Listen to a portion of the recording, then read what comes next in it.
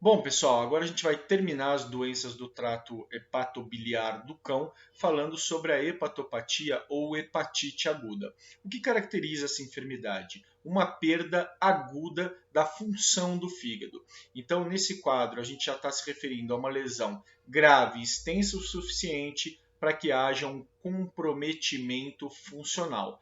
Embora seja uma enfermidade de prognóstico reservado, portanto, pode levar o paciente à morte, todos os esforços têm que ser empreendidos em dar o melhor suporte possível para o paciente, porque se ele conseguir sobreviver, ele pode se recuperar plenamente em função da grande capacidade regenerativa do fígado. Então, embora o quadro possa parecer absolutamente devastador do ponto de vista clínica, um esforço grande deve ser feito para manter o paciente vivo, porque ele pode se recuperar por completo deste quadro clínico, tá joia?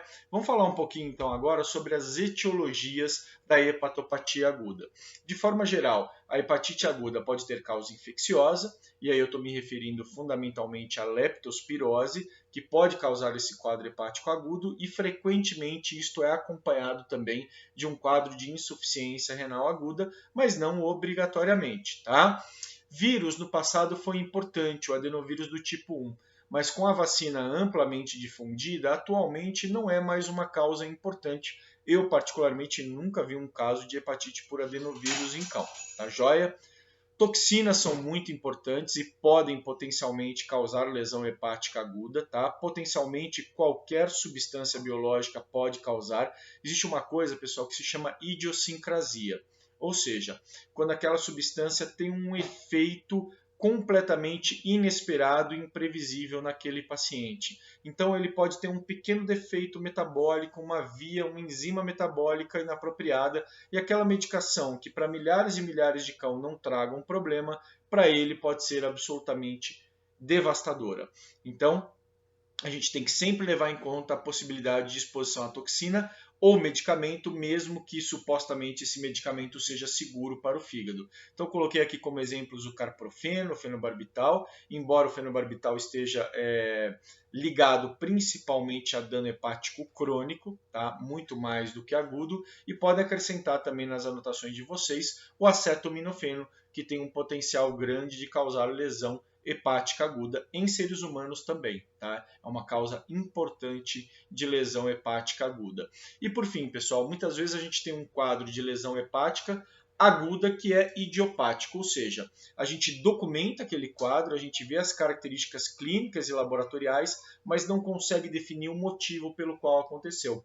Confesso para vocês que boa parte dos quadros de hepatopatia aguda que eu já atendi, eu não consegui estabelecer uma causa definitiva para aquela lesão hepática, tá? Então não é incomum a gente não conseguir estabelecer uma causa definitiva. Tudo bem? Vamos em frente. Então, do ponto de vista clínico, o que caracteriza a doença? Quais são as características clínicas com que o meu paciente chega no meu consultório, no meu ambulatório? Então, pessoal, é um quadro de necrose celular aguda. O paciente tende a apresentar vômito e diarreia, é muito comum, sinais inespecíficos, anorexia, pode haver dor abdominal, principalmente então na região cranial, na região epigástrica, e sinais de falência hepática aguda, principalmente icterícia, então o amarelamento das mucosas pela incapacidade desse fígado de captar, conjugar e eliminar essa bilirrubina, e sinais de sangramento, de coagulopatia. Então pode haver quadro de hemobdome, de hemotórax ou principalmente de sangramento no tubo digestivo, com o desenvolvimento de hematêmese e possivelmente de hematoquesia ou melena. Então, muita atenção clínica nos sinais de sangramento no tubo digestivo que podem acontecer no paciente com dano hepático agudo. Aqui eu trago para vocês um exemplo, né? Vejam esses 3 pacientes aqui que eu atendi de uma mesma propriedade com sinais de lesão hepática aguda.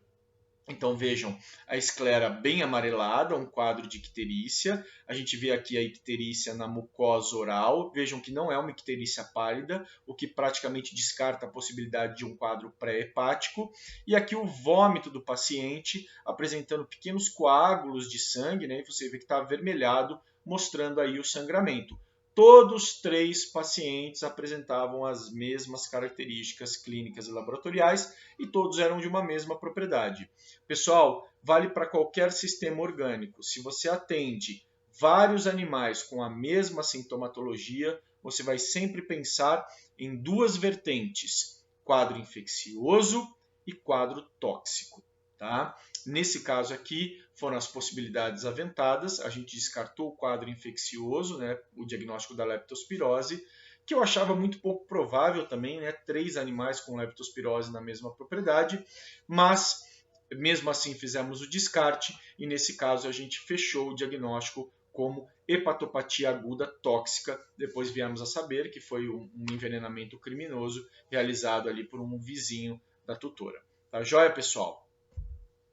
Então, do ponto de vista laboratorial, os exames subsidiários, o que normalmente eles nos mostram?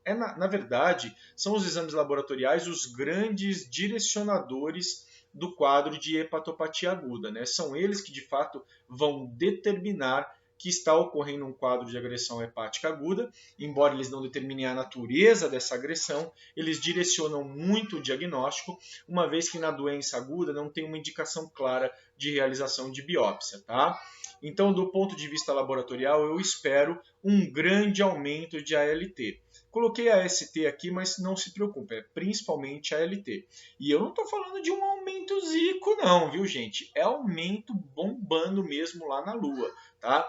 Eu já atendi paciente com quadro de lesão hepática aguda com 17.000 de ALT, ao ponto do pessoal do laboratório me ligar para confirmar se esse paciente de fato estava vivo, né?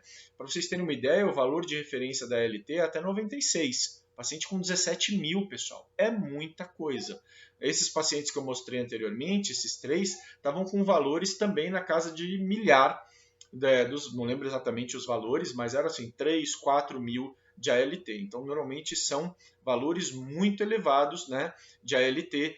Normalmente na doença crônica a gente não vê uma elevação tão grande assim, mas na agressão aguda esses valores são esperados. Mas a ALT não é só importante para o diagnóstico, ela é muito importante, mas muito mesmo, no monitoramento da doença.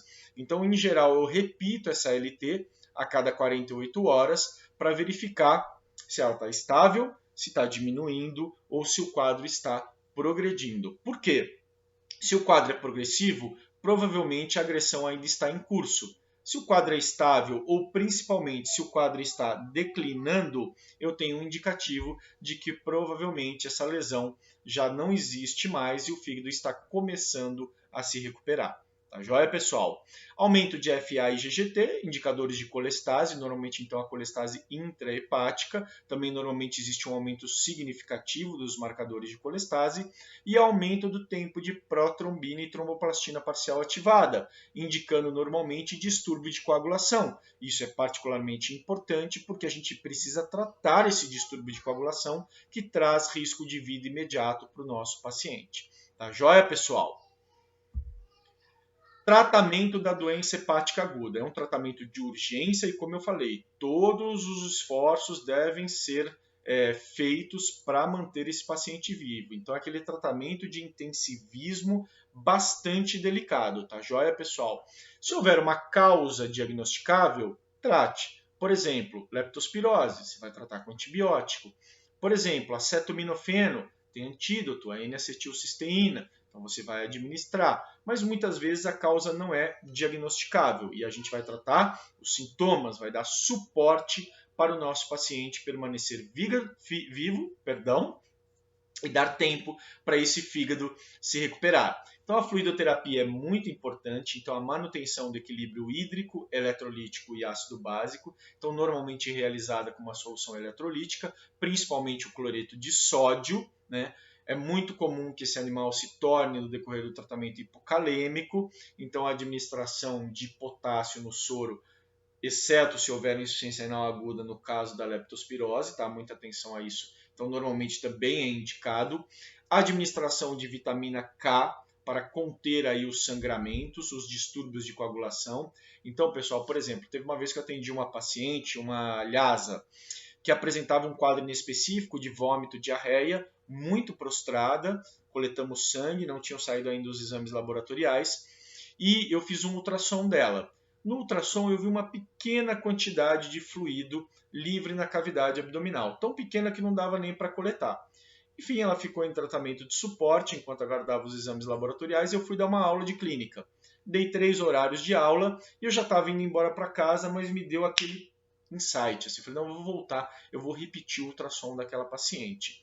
E no fim do dia, no fim da tarde, já havia assim, uma profusão de líquido livre no abdômen. A gente drenou e viu que aquele líquido, na verdade, era sangue. Né? Então, era uma efusão hemorrágica e rapidamente então a gente teve que tomar as providências com transfusão de sangue e administração de vitamina K, e aí a gente recebeu os exames de laboratório e realmente havia um quadro hepático devastador nessa paciente. É lógico que eu não vou esperar TP e TTPA nessa condição, eu vou tratar o suposto distúrbio de coagulação. Nesse caso, então, foi tratado com transfusão de sangue e com vitamina K1. É lógico que a transfusão de sangue é reservada para aqueles casos em que haja uma hemorragia massiva, tá? E com aquelas características que a gente utiliza para nortear a transfusão de sangue. Hematócrito muito baixo ou realmente uma descompensação, né, do ponto de vista clínico, taquicardia, taquipneia, fraqueza extensa. Então são critérios que a gente utiliza para determinar se o paciente de fato precisa de uma transfusão sanguínea. Tá ok, pessoal? Mas antibiótico é reservado para aqueles animais com suspeita de leptospirose ou com diagnóstico definido de leptospirose por meio de PCR de urina ou por meio de microscopia de campo escuro. Tá? E normalmente o tratamento é feito com a penicilina, uma fluorquinolona, e doxiciclina para eliminar a leptospiúria, né? Vocês têm normalmente isso na disciplina de doenças de cães e gatos e tenho certeza que o Vitor vai abordar com vocês essa parte do tratamento da leptospirose, tá joia? Tratamento da encefalopatia hepática, se caso ela se desenvolva, e aqui nesse caso a encefalopatia hepática ela não ocorre por shunts, mas ocorre pela incapacidade funcional do hepatócito, que não consegue mais metabolizar a amônia em ureia. Tá? E normalmente há então a inundação da circulação sistêmica com amônia, causando o quadro de encefalopatia hepática. Se acontecer, volta na videoaula anterior e verifique então como é que é o tratamento da encefalopatia hepática aguda, né? Enema, como vimos, antibiótico e assim por diante. Esse paciente deve normalmente ficar em jejum de 48 a 72 horas e reinstituída gradualmente a alimentação com proteínas de alto valor biológico, assim como fizemos na hepatopatia crônica. Tá joia, pessoal? Então, pegar pesado aí no intensivismo para manter esse paciente vivo, para que esse fígado ganhe tempo para se regenerar. E está aqui então a Milu, um dos pacientes sobreviventes daquele quadro de intoxicação que vocês viram. Infelizmente, dos 3 pacientes que vocês viram na mesa, 2 sobreviveram, mas uma faleceu. Sobreviveu a Milu, essa que vocês estão vendo na foto, e um maltês, e infelizmente aquele outro cão marrom, ele faleceu em função do processo de insuficiência hepática aguda, que, como vocês veem, é particularmente grave. Tá joia, pessoal? Encerramos então as doenças hepatobiliares no cão. Tá? Então, o quadro de hepatite crônica e a insuficiência hepática aguda são os mais importantes, embora existam outras doenças, como a gente viu no início da primeira videoaula. Essas, de fato, são as que vocês têm que se preocupar e as mais importantes. Na próxima videoaula, a gente começa a abordar a doença do trato hepatobiliar do gato. Tá joia, pessoal? Então, um bom dia para todos vocês. Até a próxima. Tchau, tchau.